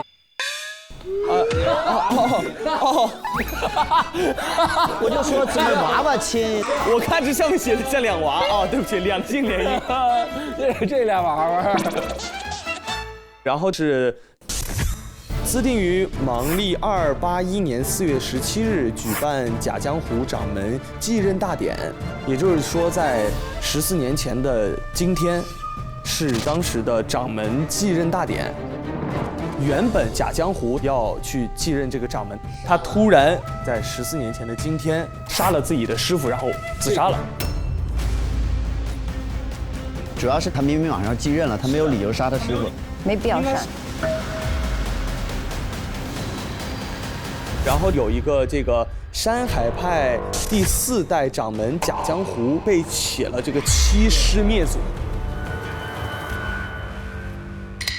这个故事要说今天是我干的，简直跟当年一模一样，是吧？这大徒弟当年的一哥嘛，这不就是？开门呐，开门呐！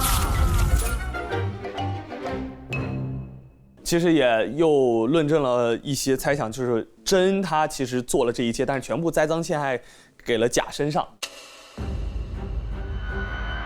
好奇怪，如果这件事整个是他做的，他为什么要这么处心积虑，在14年之后又在这一天继续组这么一个局呢？而且我还猜测小五就是贾和蓝夫人的孩子。但是培养他，他也没有培养他有所有的功夫啊什么的，没教他。如果他不喜欢这孩子，为什么还养那么长时间这孩子呀？他不能承认这个事儿吧？就真不能说小五其实叫贾小五啊，对吧？因为他这些事儿他都得隐瞒掉嘛。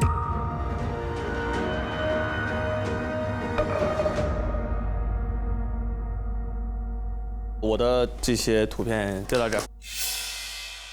然后那个大家可以看，那个不是上面有这个天人合一，对，这个天这个字啊，它其实上面有一些泥土。其实呢，它有时候你要这么挡住呢，它有可能是个变成一个大，是个大的，我干的呀，结果我证明我自己还行。明白了，明白了。他也许是用这个泥土，然后挡字儿来混淆这个到底是哪个房间。2楼有4个房间，分别叫天人合一，长成一个人。应该就是长成这个人字儿。你看，它这儿有一个泥土，等于它正好这么挡，应该是个人字儿。哎，对对对对对对对。天和人可以换一下。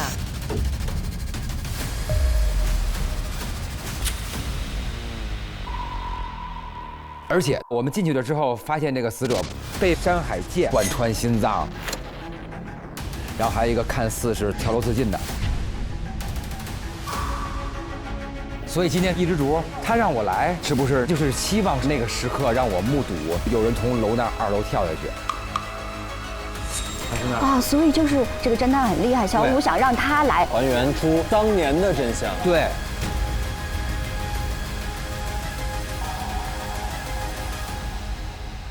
然后，因为刚才不说这个14年前我们在搜证时发现呀，这个杀人凶器就是这个山海剑，剑架，这已经被偷了。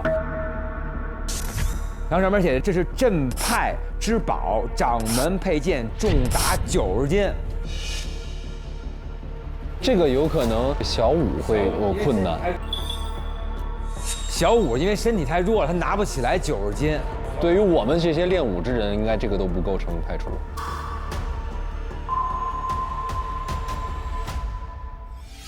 然后现在看起来，咱们小五落从2楼这位置，其实就是从这儿天字房出去的。2楼是7米。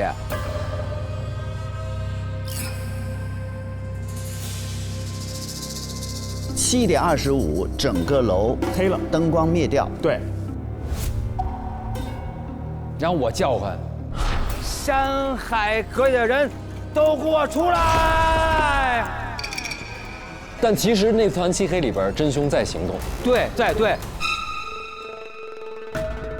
因为我们每个房间不是有一个窗户嘛，然后那个窗户灯亮的时候会把楼梯的影子打到那儿。也就是说，其实房间里的人是能看到楼梯上有人行动的。我看了一下，这个中庭的灯被点亮之后，我们在房间是能看到，应该不是看到所有的楼梯吧？就是面前的楼梯啊，只是看到我们面前就边上那个楼梯，对吧？比方说，我跟陈或者何跟欧这样2个人，那就是隔壁的目击者。这也是为什么我没有动手的原因，我上不去。我不知道凶手怎么做到的。我第1天去我就发现了所以我就没办法去2楼真那儿。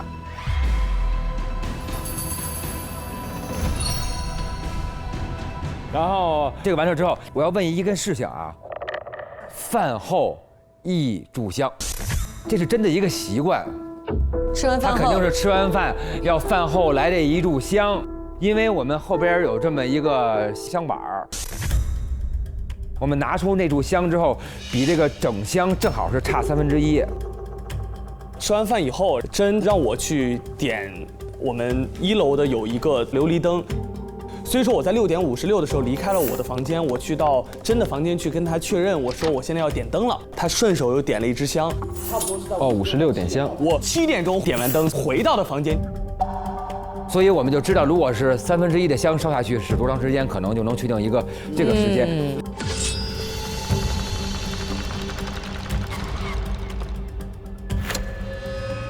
我们可以看一个，就是它这个4处有一个白虎、玄武这东西，它是本身是可以动的。这个也。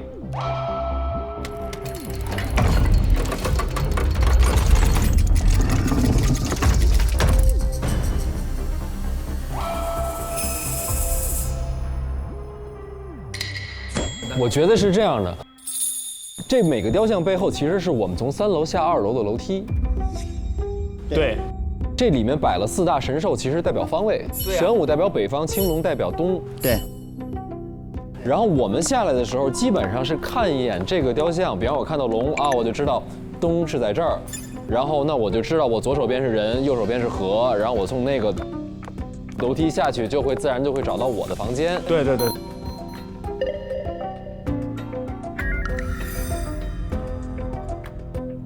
但是这4个雕像是全部可以动的。对，就是咱们晚宴之后，如果有人中间把这4个雕像的角全部改变的话，我们下楼，我们以为进的自己房间，你就会去进到别人的房间。对。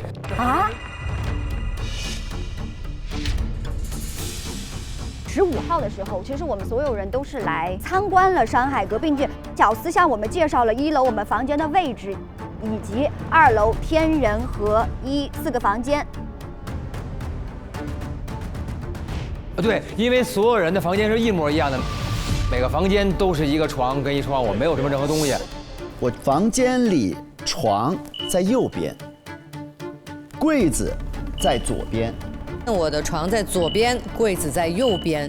龙床在这儿，就是对立，这是床，这是床。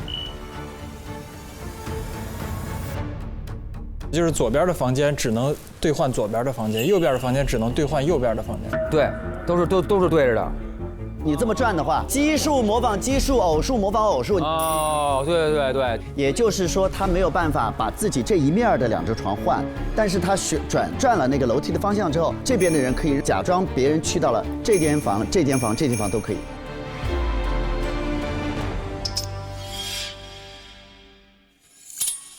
凶手想让我们看不到人影，他要拧到一个没有隔壁目击者单独的位置。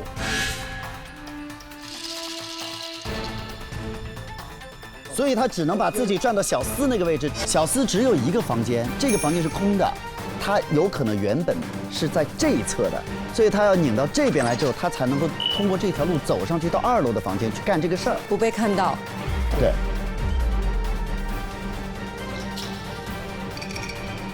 对，就这意思啊。我先为待会儿高兴一会儿。好高光啊！没有，还没光了，就一鸟啊。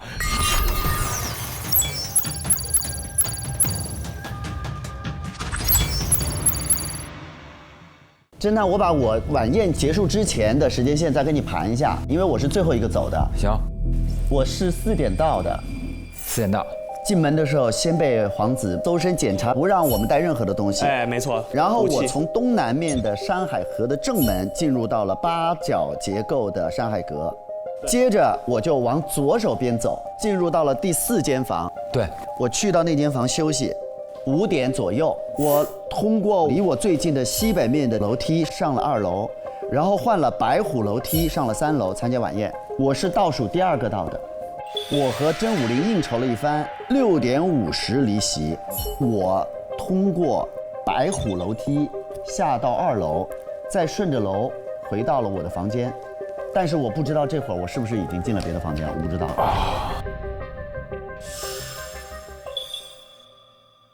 陈老师呢？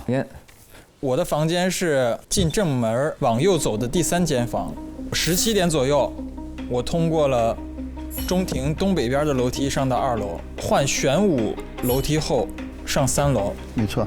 到达晚宴现场，18点33，我离开晚宴，从3楼下到2楼，找到玄武的楼梯后，然后原路回到自己房间。我从山海阁的正门进入，右手边第4个房间。17点左右，我通过西北边的楼梯上2楼，然后换玄武楼梯上3楼。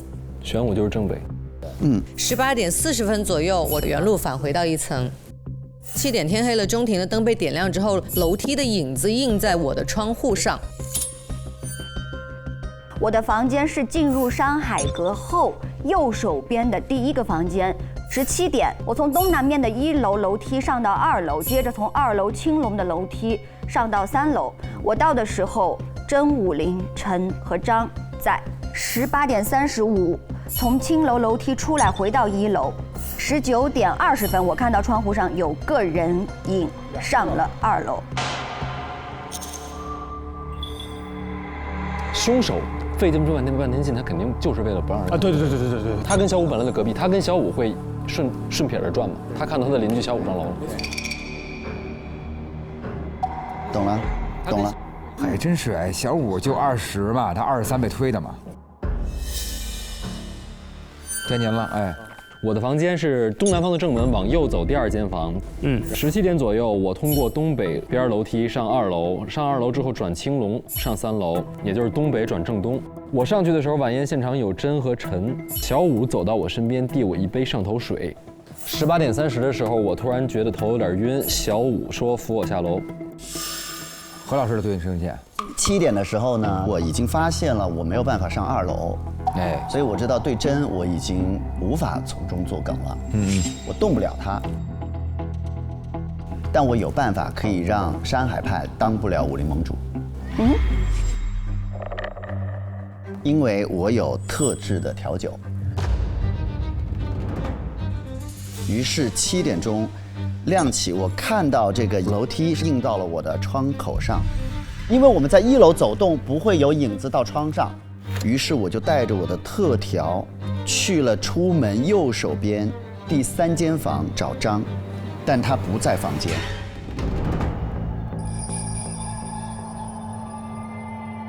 7点我应该在房间，空屋子。对，结果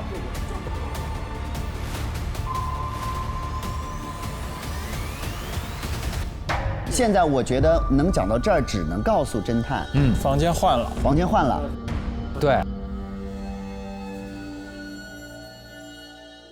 我是第1个下楼的，我下楼的时候应该就已经有问题了。没有人上过2楼这件事情，或者只有7点20小5上过楼这件事情不能够得到佐证了。是的，因为凶手已经想办法让他旁边没有人了。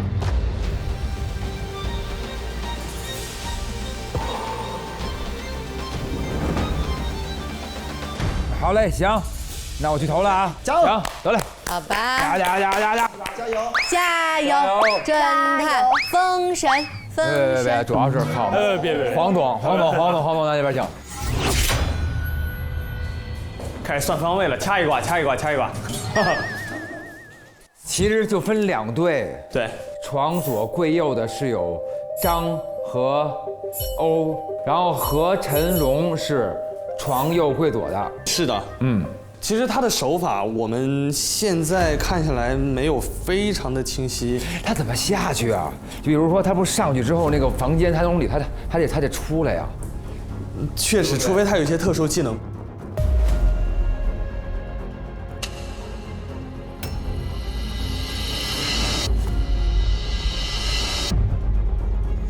快走你快！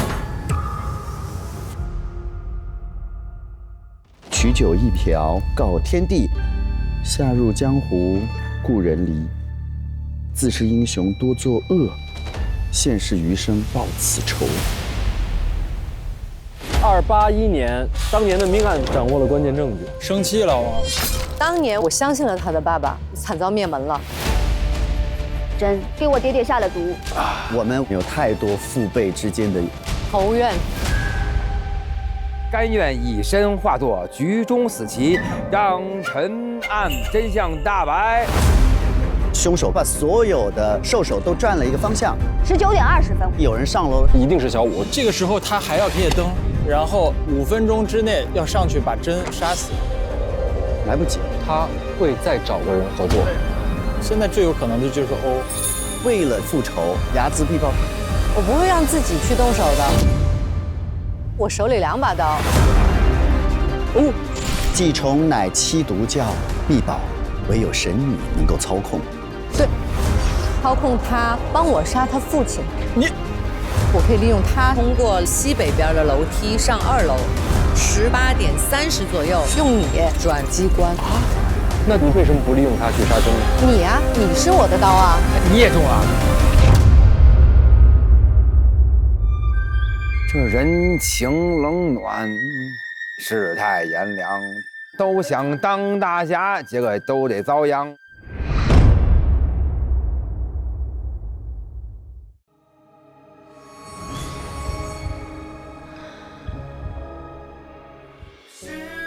累了充充电，来瓶外星人。本节目由外星人电解质水独家冠名播出。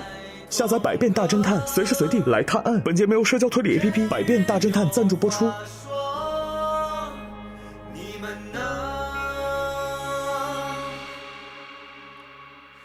美丽的花，借腹黑的国，借爱的沙，手暗藏穿梭，嫌疑人活。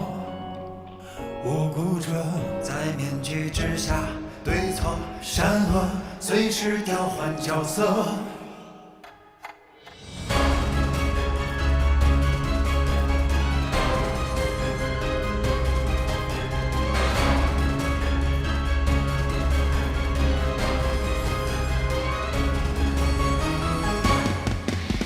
世界本浑浊。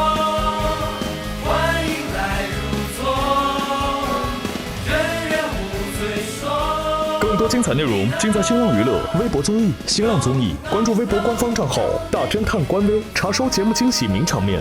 上微博搜索节目“大侦探”话题页，参与更多精彩互动。独家社交媒体平台微博，首席合作媒体新浪娱乐微博综艺、新浪综艺，首席合作新闻媒体新浪新闻，深度短视频互动平台抖音，战略移动资讯平台网易新闻、网易娱乐、网易谈新社，深度短视频合作平台快手，新闻客户端合作平台凤凰新闻，特别合作网易有道词典、美图秀秀、WiFi 万能钥匙、讯飞输入法、怪兽充电、火山人密室、Mr. X 乌有岛密室。媒体合作中国青年网、中国新闻网、国际在线、北青网、红网、凤凰娱乐、腾讯娱乐、搜狐娱乐。